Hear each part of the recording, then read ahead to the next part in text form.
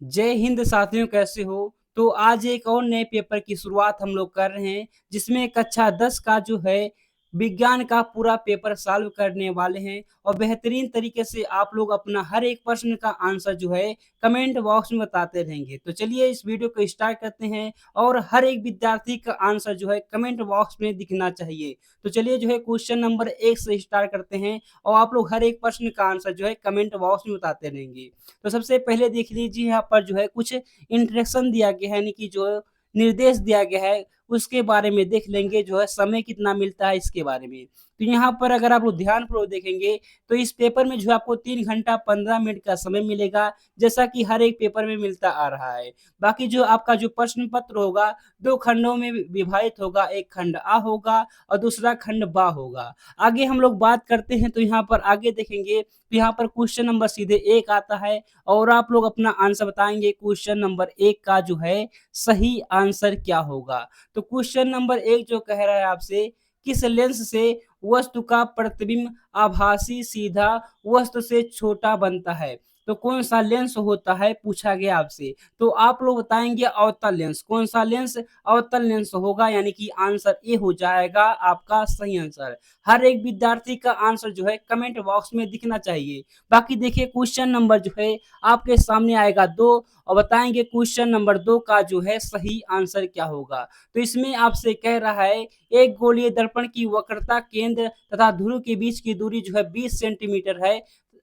दर्पण के ध्रुव से फोकस दूरी पूछा गया आपसे, फोकस दूरी कितना होगा? तो जल्दी से आप लोग बताएंगे इसका जो है कौन सा सही आंसर हो जाएगा। बात करते हैं, यहाँ पर जो है आर दे दिया गया है 20 सेंटीमीटर। कितना दिया गया है? 20 सेंटीमीटर दिया गया है। आपसे पूछा है फोकस दूरी पूछा है, तो आपको पता होगा यह बराबर होता है आर अपान 2। तो क्या होता है? यह बराबर आर अपान 2 होता है। तो यह बराबर क्या हो जाएगा? आर बराबर 20 सेंटीमीटर है और 2 लिख देंगे, काट देंगे, आ जाएगा हमारा जो है 10 सेंटीमीटर आ जाएगा। बिल्कुल सही आंसर है। किसमें दिया गया? तो ऑप्शन बी हो जाएगा आपका बिल्कुल सही आंसर। ऐसा प्रश्न मैंने क्लास में कराया है, तो ऐसे प्रश्न में तो गलती तो नहीं होनी चाहिए। अब देखेंगे अगला प्रश्न क्या है। तो अगला प्रश्न आएगा आपके सामने क्वेश्चन नंबर 3 और बताएंगे आप लोग क्वेश्चन नंबर 3 का बेहतरीन तरीके से क्या आंसर होने वाला है। तो यहाँ पर अगर आप लोग देखेंगे क्वेश्चन नंबर 3 में कह रहा है, प्रकाश के किस घटना के कारण आकाश नीला दिखाई पड़ता है? बताएंगे कौन सा घटना होता है भाई, जल्दी से बता दो इसका कौन सा सही आंसर है। तो प्रकाश का क्या होता है? परावर्तन होता है? नहीं होता है प्यारे बच्चे। अपवर्तन भी नहीं होता है, विक्षेपण भी नहीं होता है, परिकिरण होता है। बहुत बार मैंने कहा है, ये जो है एक क्वेश्चन इतना ज्यादा इंपॉर्टेंट है, हर एक पेपर में पूछा गया, इसलिए इस क्वेश्चन को आपको याद होना चाहिए। बाकी देखते हैं अगला प्रश्न क्या है। तो अगला प्रश्न आपके सामने आने वाला है क्वेश्चन नंबर 4 और बताएंगे आप लोग क्वेश्चन नंबर 4 का क्या हो जाएगा सही आंसर। जल्दी से बता दो भाई क्या होगा इसका सही आंसर। क्वेश्चन नंबर 4 जो आपसे कह रहा है, यहाँ पर देखेंगे तो यहाँ पर कहा गया एक लेंस की क्षमता 2 डायोप्टर है। तो कहा गया इसकी जो है फोकस दूरी सेंटीमीटर में जो है आपको कितनी होगी? सेंटीमीटर में पूछा गया है, यानी कि P बराबर दिया गया है। P बराबर दिया गया है आपका जो है क्या दिया गया है? यहाँ पर देखेंगे 2 दिया गया, +2 दिया गया है। यानी कि देखेंगे तो हमको पता है यह बराबर क्या होता है? यह बराबर होता है 100 अपान क्या होता है? 100 अपान 2 होता है। तो क्या हो जाएगा भाई? यह बराबर हो जाएगा 50। क्या आ जाएगा? 50 प्लस में आएगा। यानी कि बात करते हैं प्लस में 50 कहाँ दिया गया? आंसर हो जाएगा आपका ए हो जाएगा। बिल्कुल सही आंसर है। आप लोग फार्मा पढ़े होंगे, यह बराबर 1/p होता है। ठीक है, तो यहाँ पर जो है अगर जो है किसमें होता है, यहाँ पर सेंटीमीटर करेंगे तो यहाँ पर हो जाएगा सेंटीमीटर में आ जाएगा आंसर। यानी कि आंसर जो हो जाएगा आपका क्या हो जाएगा? आंसर हो जाएगा ए, बिल्कुल सही आंसर।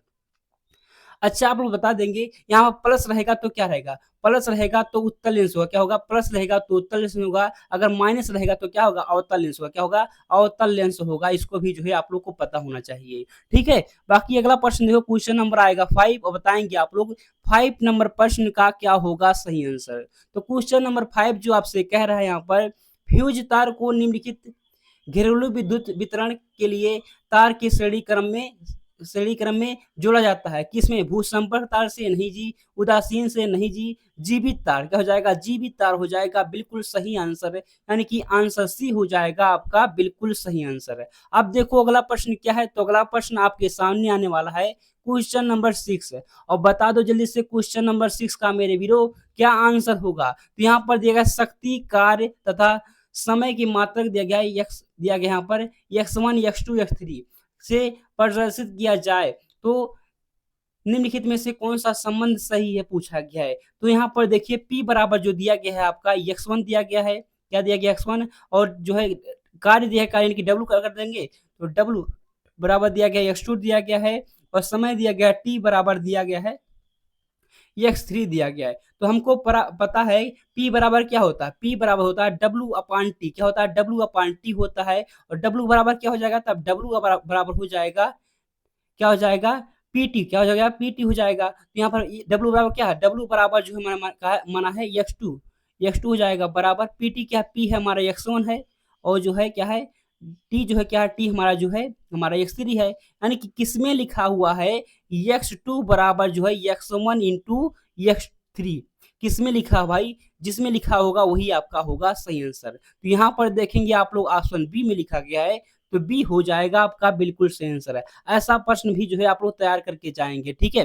अब बाकी अगला प्रश्न देखते हैं क्या है। तो अगला प्रश्न आएगा 7 नंबर का प्रश्न है, और जल्दी से मेरे वीरो बता दो इसका क्या होगा सही आंसर। इसमें क्या लिखा गया देखेंगे, लिखा गया एक चालक में 10 एम्पियर की धारा प्रवाहित हो रही है, यानी कि आई बराबर जो दिया गया है आपका 10 दिया गया है। इसके संगत 2 सेकंड में प्रवाहित वाले आवेश की मात्रा ज्ञात करना, यानी कि टी बराबर दिया गया है 2 सेकंड दिया गया है। आपसे पूछा क्या है, आवेश पूछा गया है, तो आपको पता होना चाहिए आई बराबर क्या होता है, आई बराबर क्यू अपान टी होता है ना, आई बराबर होता है क्यू अपान टी होता है। तो क्यू बराबर क्या हो जाएगा, बराबर आई टी हो जाएगा, क्या हो जाएगा, क्यू बराबर आई टी हो जाएगा। आप यहाँ पर गुणा कर देंगे, क्यू बराबर क्या हो जाएगा, तो क्यू बराबर हो जाएगा आई का मान 10 दिया गया है और टी का मान 2 है, तो कितना जाएगा, 10 दूना 20 आ जाएगा। 20 कूलाम किस में दिया गया है, ऑप्शन सी में दिया गया है, क्या दिया गया है, ऑप्शन सी हो जाएगा आपका बिल्कुल सही आंसर। अब देखो अगला प्रश्न क्या है। तो अगला प्रश्न आएगा 8 नंबर का प्रश्न, और जल्दी से बता दो क्वेश्चन नंबर 8 का क्या होगा सही आंसर। तो क्वेश्चन नंबर 8 आपसे क्या कह रहा है भाई, पूछा गया है प्लास्टर ऑफ पेरिस का सूत्र है, प्लास्टर ऑफ पेरिस का आपसे सूत्र पूछा गया है। तो आपको पता है ना CaSO4 इंटू हाफ H2O, क्या हाफ H2O पूछा गया है ना, यानी कि देखेंगे तो ऑप्शन हो जाएगा आपका ए से आंसर। बहुत से विद्यार्थी इस पर चल जाएंगे जो कि जिप्सम का ये सूत्र है, ऑप्शन ए जो है आपका बिल्कुल करेक्ट आंसर है, ठीक है, आंसर ए सही आंसर हो जाएगा। बाकी 9 नंबर का प्रश्न दिख रहा है, तो जल्दी से कमेंट बॉक्स में बता दो क्वेश्चन नंबर 9 का क्या होगा सही आंसर। ये हमारा लास्ट पेपर है, इसके बाद जो है आपका साइंस का पेपर नहीं सॉल्व कराया जाएगा, ठीक है, डायरेक्टली जो एग्जाम में आएगा वही पेपर सॉल्व कराया जाएगा। यहाँ पर पूछा गया पीएच मान जो है 8.5 वाला बिलियन है। देखिए 0 से 7 रहेगा तो क्या बोलेंगे, अम्लीय बोलेंगे, और 7 से 14 रहेगा तो हम लोग क्षारीय बोलेंगे। 7 से 14 के बीच में जो भी विलयन रहेगा उसे हम लोग क्षारीय कहेंगे। तो किसमें हो जाएगा, 8 यहाँ पर है, 7 और 14 के बीच में है ना, तो क्षारीय हो जाएगा, बिल्कुल सही आंसर है। बाकी जिसका 7 रहेगा वो क्या क्या रहेगा, वो जो है उदासीन रहेगा, जिसका 7 रहेगा वो उदासीन रहेगा, ठीक है। बाकी देखो अगला प्रश्न क्या है। तो अगला प्रश्न आने वाला है क्वेश्चन नंबर 10 आपके सामने, और जल्दी से बता दो क्वेश्चन नंबर 10 का सही आंसर क्या होगा। केमिस्ट्री का बेहतरीन प्रश्न है, केमिस्ट्री का जो है बेहतरीन प्रश्न है क्वेश्चन नंबर 10। इसमें जो है IUPAC नाम पूछा गया आपसे, तो यहाँ पर सबसे पहले गिनती करेंगे 1 2 3, तो यहाँ पर देखिए क्या हो जाएगा 3 आ गया, और देखिए यहाँ पर मेथिल जुड़ा हो ना, तो क्या हो जाएगा 2 होगा, 2 मेथिल, क्या हो जाएगा 2 मेथिल। उसके बाद बात करते हैं क्या हो जाएगा आपका प्रोपे मेथ एथ प्रोप, 3 को क्या करते हैं प्रोप बोलते हैं ना, तो क्या हो जाएगा प्रोप, और जो है CHO जो है तो नल हो जाएगा, प्रोपे नल हो जाएगा, क्या हो जाएगा 2 मेथिल जो है प्रोपे नल हो जाएगा ना, बिल्कुल सही आंसर है। यानी कि आंसर हो जाएगा आपका बी, सी जो है आपका सही आंसर हो जाएगा, ठीक है, सी आंसर जो है आपका बिल्कुल बिल्कुल सही आंसर हो जाएगा। अब देखते हैं अगला प्रश्न क्या है। तो अगला प्रश्न आने वाला है 11 नंबर का प्रश्न दिख रहा है आपको, तो जल्दी से इसका भी आंसर उड़ा दो, जल्दी से उड़ा दो मेरे वीरो, इसका क्या होगा सही आंसर। तो यहाँ पर क्वेश्चन नंबर 11 जो आपसे कह रहा है, यहाँ पर देखेंगे 72 कोष में 7 इलेक्ट्रॉन वाला तत्व कौन सा है, उसे क्या कहेंगे, अधातु कहेंगे, धातु कहेंगे, धातु नहीं कहेंगे, निष्क्रिय गैस भी नहीं कहेंगे, उपधातु भी नहीं कहेंगे, क्या कहेंगे, अधातु कहेंगे। यानी कि आंसर तो हो जाएगा आपका ए, पता है ना, बिल्कुल आप लोग को पता होगा, आंसर ए जो है बिल्कुल सही आंसर है। अब देखते हैं अगला प्रश्न क्या है। तो अगला प्रश्न आने वाला है आपके सामने क्वेश्चन नंबर 12, और जल्दी से बता दो आप लोग क्वेश्चन नंबर 12 का सही आंसर क्या होगा। कहा गया कैल्शियम कैल्शियम नाइट्रेट का रासायनिक सूत्र है। कैल्शियम नाइट्रेट का जो है आपसे पूछा गया है रासायनिक सूत्र क्या है, तो बताएंगे आप लोग CaNO3 का होल ट्वाइस। क्या है? CaNO3 का होल ट्वाइस, यानी कि आंसर हो जाएगा बी आपका बिल्कुल सही आंसर है। कम समय में आपको ये पेपर पूरा सॉल्व करा जाएगा, तो कोई दिक्कत नहीं, हम लोग कम समय में इस पेपर को भी सॉल्व कर देंगे। ठीक है, ज्यादा समय आपका नहीं लेंगे। मुझको पता है कि आपका समय जो है इस समय बहुत ज्यादा मूल्यवान है। ठीक है, तो कोई दिक्कत नहीं, हम लोग हर एक प्रश्न को बेहतरीन तरीके से देखेंगे और जो भी आंसर यहाँ पर कराया जाएगा उनको याद कर लेंगे, और जो कुछ आपको होमवर्क मिलेगा उसको भी आप लोग कंप्लीट कर लेंगे। ठीक है, बाकी यहाँ पर देखेंगे क्या पूछा गया है। तो क्वेश्चन नंबर जो है 13 आ चुका आपके सामने। इसमें कह रहा है निम्नलिखित में से असंतृप्त हाइड्रोकार्बन है कौन? जो है असंतृप्त हाइड्रोकार्बन पूछा गया कौन है। तो असंतृप्त की बात करते हैं तो आपको एक चीज तो पता है ना, क्या पता है भाई? जल्दी से बता देंगे आपको क्या पता है जल्दी से। तो यहाँ पर जो है ऑप्शन हो जाएगा आपका ए हो जाएगा। सबसे पहले आप बताएंगे एल्केन का फार्मूला क्या होता है। एल्केन का फार्मूला क्या होता है जल्दी से बताएंगे आप लोग। एल्केन की बात करते हैं, एल्केन का होता है क्या होता है? CnH2n+2 होता है। ठीक, ये एल्कीन का होता है। एल्कीन का क्या होता है? एक होता है एल्कीन, क्या होता है? एल्कीन का बात करते हैं। एल्कीन का क्या होता है? एल्कीन का होता है CnH2n होता है। ठीक है, एल्काइन का क्या होता है? एल्काइन, एल्काइन की बात करते हैं। एल्काइन का क्या होता है? CnH2n और -2 होता है। ठीक है, तो इनको भी आप लोग जो याद कर लेंगे। बाकी देखते हैं अगला प्रश्न क्या है। तो अगला प्रश्न आने वाला है आपके सामने क्वेश्चन नंबर 14, और जल्दी से बता देंगे प्यारे बच्चे 14 नंबर प्रश्न का क्या होगा सही आंसर। तो इसमें आपसे पूछा क्या गया है, रक्तदाब नापा जाता है। रक्तदाब जो है किससे नापा जाता है? तो ऑप्शन ए हो जाएगा स्फैगनोमीटर से नापा जाता है, यानी कि आंसर हो जाएगा आपका ए बिल्कुल सही आंसर। ना तो इससे मापा जाता है, ना तो इससे, ना तो इससे, यानी कि आंसर ए जो है आपका बिल्कुल सही आंसर है। बाकी देखते हैं अगला प्रश्न क्या है। तो क्वेश्चन नंबर आएगा 15, और जल्दी से बता दो क्वेश्चन नंबर 15 क्या क्या सही आंसर है। ऐसा भी प्रश्न बहुत बार रिपीट हुआ है, तो इनको भी देख लेंगे, इंपॉर्टेंट प्रश्न है। तो पूछा क्या गया है, निम्नलिखित में से कौन सा पादप हार्मोन है? कौन जो है एक पादप हार्मोन है, बता देंगे जल्दी से कौन है भाई? साइटोकाइन है क्या? बिल्कुल जो है साइटोकाइन क्या है? एक पादप हार्मोन है, यानी कि पेड़ पौधे से है। ठीक है, यानी कि आंसर हो जाएगा ए आपका बिल्कुल सही आंसर है। बाकी थायरॉक्सिन हो गया, इंसुलिन हो गया, एस्ट्रोजन हो गया, ये सब जो है पादप नहीं है, जंतु है। ठीक है, बाकी देखते हैं क्वेश्चन नंबर 16 क्या है। पूछा गया एक लिंगी पुष्प है। एक लिंगी पुष्प कौन सा है? गुड़हल है, या पपीता है, या सरसों है, या गुलाब है? तो बात करते हैं एक लिंगी के बारे में, तो आपका हो जाएगा पपीता हो जाएगा बिल्कुल सही आंसर, यानी कि आंसर हो जाएगा बी आपका बिल्कुल सही आंसर। एक लिंगी कौन सा है? पपीता है। ठीक है, बाकी 16 नंबर तो हो चुका ना। 17 नंबर का प्रश्न देख लो, बताओ जल्दी से क्वेश्चन नंबर 17 का क्या होगा सही आंसर। इसमें आपसे पूछा गया पुनर्जन्म का उदाहरण है। ये जो है अपवादित प्रश्न है।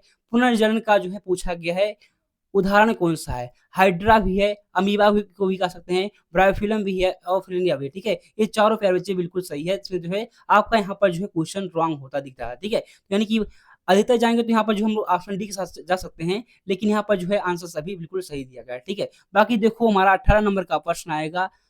18 नंबर का प्रश्न क्या कह रहा है बताओ जल्दी से, इसका क्या होगा सही आंसर। तो क्वेश्चन नंबर 18 यहाँ पर देखेंगे पूछा गया है ओजोन परत का क्षरण निम्न में से किसके कारण होता है। पूछा गया ओजोन परत का क्षरण जो है निम्न में से किसके कारण होता है। ऑक्सीजन के कारण होगा? नहीं होगा बच्चे। वाष्प के कारण? ये भी नहीं।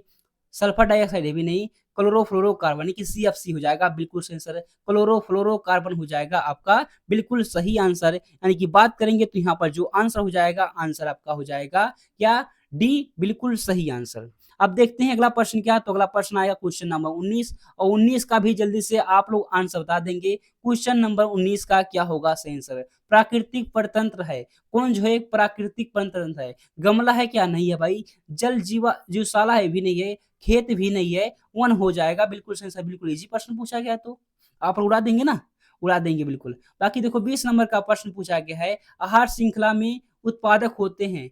आहार श्रृंखला में जो है उत्पादक कौन होते हैं? चूहा होता है कि? ये तो नहीं होता भाई। खरगोश भी नहीं होता है, बिल्ली भी नहीं होती है। हरे पौधे और जो है नील हरित शैवाल होते हैं, यानी कि आंसर डी हो जाएगा बिल्कुल सही आंसर। जल्दी से बड़े अच्छे अब जो है आप लोग बता देंगे कि जो है आज आपका स्कोर कितना रहा। आपने जो है 20 में से कितना क्वेश्चन सही किया है। 20 में से जो है आपका स्कोर कितना रहा, आप लोग कमेंट बॉक्स में बता देंगे। ये आपका होमवर्क है। बाकी आगे मैं होमवर्क देने वाला हूं, जो उसको तो आप लोग याद करके ही जाएंगे। ठीक है, तो आगे आएगा क्वेश्चन नंबर देखेंगे हमारा 1, और यहाँ पर देखेंगे ये जो है पूछा गया है, इसको तो आपको रटना है, याद करना है। दृष्टि दोष किसे कहते हैं, ठीक है? इसको तो आपको याद करना है, ठीक है? दृष्टि दोष किसे कहते हैं? आपसे पूछ लेगा दृष्टि दोष जो है कितने प्रकार के होते हैं, एक निकट होता है, एक दूर होता है, तो इसको भी जो है आप लोग दृष्टि दोष से देख लेंगे और इस सब प्रश्न को तो आप लोग तैयार कर लेंगे।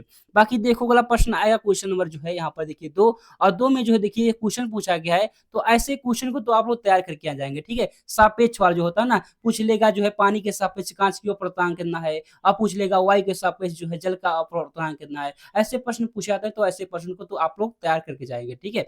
बाकी अगला प्रश्न देखते हैं क्या है, तो अगला प्रश्न भी जो है क्वेश्चन जो है आपसे लंबाई वाला है, ये भी प्रश्न हम जब पढ़ रहे थे तब आया था, ठीक है? ऐसा भी प्रश्न आता है, ठीक है? तो ऐसे प्रश्न को तो आप लोग तैयार करके जाएँगे, क्योंकि ऐसा प्रश्न पूछ लेगा जो है तार की लंबाई दोगुनी तथा त्रिज्या आधी हो जाए तब क्या होगा भाई? ऐसा प्रश्न आता है, ठीक है?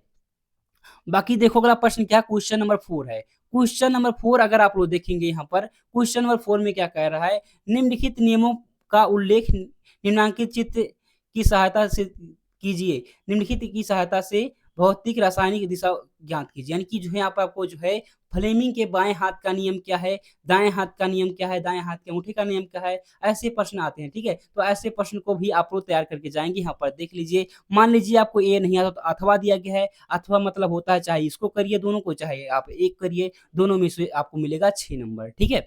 बाकी अगला प्रश्न देखते हैं क्या है, तो अगला प्रश्न आएगा यहाँ पर देखिए 4 तो हो चुका ना, यहाँ पर देखिए 5 नंबर का क्वेश्चन और 5 नंबर का क्वेश्चन बेहतरीन प्रश्न है। एथेनॉल का पूछा गया है, 2 रासायनिक समीकरण यानी कि उनके जो है गुण होते हैं, उनका जो है आपको रासायनिक समीकरण देना है, ठीक है? एथेनॉल का और एसिटिक अम्ल का देख लीजिए, वो भी जो है उसका भी करना हुई, ठीक है? तो इनको भी तैयार कर लेंगे। बाकी यहाँ पर देखिए क्या है, निम्नलिखित को समझाइए।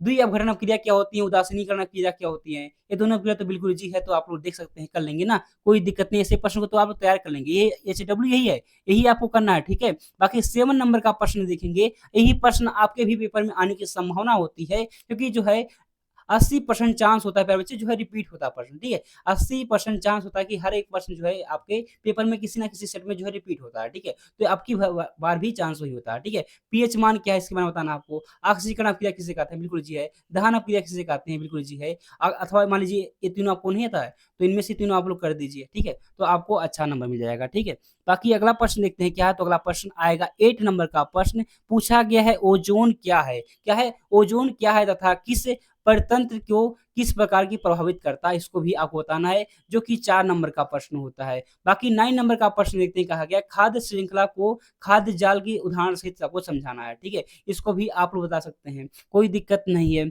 बाकी अगला प्रश्न देखो क्या है, तो अगला प्रश्न 10 नंबर का प्रश्न पूछा क्या गया है, आपसे 10 नंबर प्रश्न में पूछा गया है, आपसे देखेंगे कायिक प्रावधान क्या है, बहुत बार पूछा गया है, अवमुकलन क्या है, ये दोनों रिपीट होता प्रश्न है, ठीक है? 2-2 नंबर का, 2 नंबर का 1 है और 2 नंबर का ये भी 2 1 नंबर का, ठीक है? तो ये भी प्रश्न रिपीट होता प्रश्न है। बाकी 6 नंबर में देखेंगे पूछा गया 6 नंबर का, तो यहाँ पर पूछा गया मानव मस्तिष्क जो है कि रचना और जो है क्रियाविधि का जो है संक्षेप में वर्णन करना है। मान लीजिए आपको इसको नहीं आता तो इसको कर लेंगे, लेकिन आपको सभी को पता होगा, ठीक है? सभी को 100% मैं कह रहा हूँ, सभी लोग जो है कक्षा 10 में जो पढ़ रहे हैं, उनको तो पता ही होगा।